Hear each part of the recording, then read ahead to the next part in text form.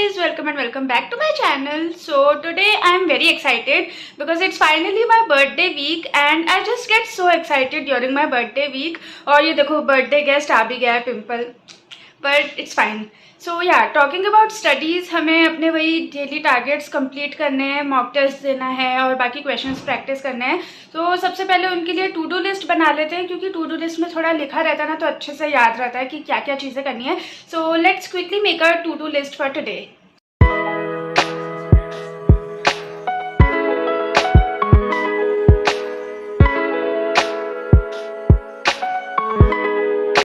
So I started my studies with solving high level DIs और ये मैं Ashish Arora sir की वीडियो से मैंने DI सॉल्व करी, जो 1 साल पुरानी वीडियो थी, बट क्वेश्चंस तो सब सेम ही होते हैं.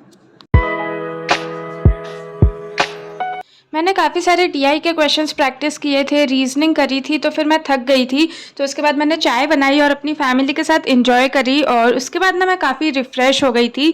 तो फिर मैं वापस से पढ़ने के लिए बैठ गई और यहाँ पे ना मैं वाओ वोकैब का एक सेशन अटेंड कर रही हूँ जिसमें मैम कुछ वोकैब के वर्ड्स और ईडियम्स और फ्रेजेस सिखाती हैं डेली.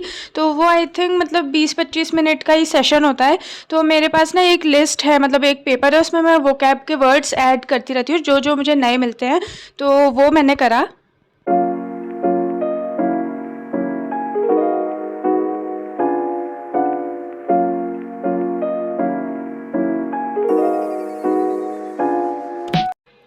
हाय गाइस, तो मैं अभी सो के उठी हूँ. मैं लंच करने के लिए गई थी, उसके बाद मैं 5-10 मिनट फैमिली के साथ बैठी थी कि बस अभी मैं पढ़ने जा रही हूँ, और फिर मुझे पता ही नहीं लगा कि मेरी कब नींद लग गई और आई थिंक मैं 45-50 मिनट सो गई. तो अब जल्दी से चलते हैं और पढ़ाई करते हैं.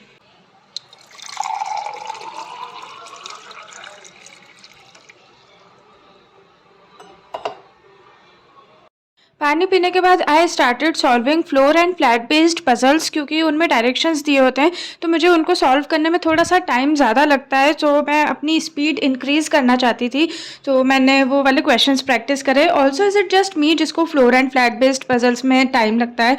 कॉमेंट सेक्शन में ज़रूर बताना. एंड या then we tried the Ching's Chinese chowmein, जो हमने पहले ट्राई नहीं करी है. हम फर्स्ट टाइम ही लेके आए थे रेडीमेड, और ये वैसे ज़्यादा अच्छी नहीं बनी थी, मतलब इसका कलर भी इतना अच्छा नहीं आया था और मुझे तो टेस्ट भी अच्छा नहीं लगा.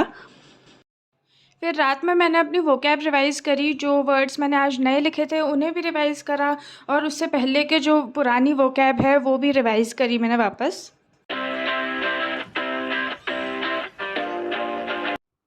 तो अब हम करने वाले हैं अपने दिन का last task, which is journaling, जो मैं बहुत कम करती हूँ, कभी कभी कर पाती हूँ.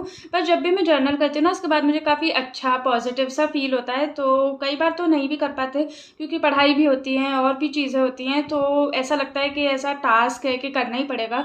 तो मुझे लगता है कि बिना मन के करने से क्या फ़ायदा. पर आज हमारी टू डू लिस्ट पूरी कंप्लीट हो चुकी है और मैंने सारी अपनी चीज़ें कर ली हैं, तो मैं सोच रही हूँ कि आज हम जर्नल करेंगे and then will go to sleep.